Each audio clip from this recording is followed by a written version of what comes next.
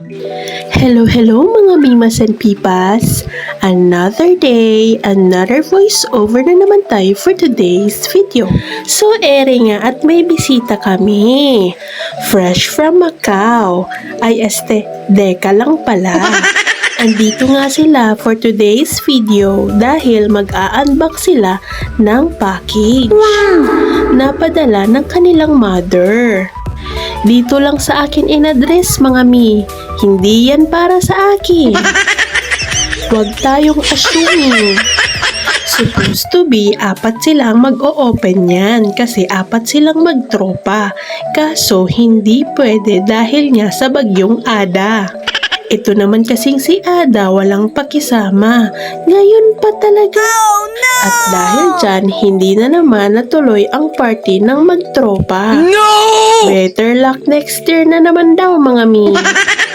So ayan na nga, ang dami nga mga pang-ukay na damit. Wow! At meron din mga gown na for rent and mga casual dress. At in fairness, meron ding bridal gown. O mga mi, kung gusto nyong magpakasal, abay sa akin na kayo magrenta ng bridal gown. Yes! Promise, murang-mura lang talaga. Marami din dyan mga stuffed toys and mga pangkit. Naku, ayan na nga pumasok na sa loob para mag-unbox.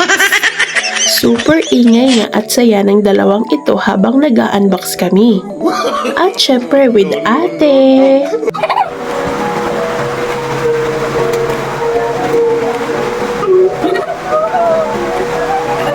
Binibinuan.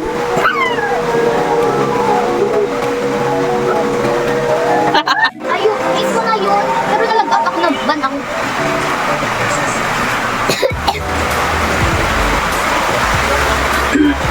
Video. Hoy, Ano yun?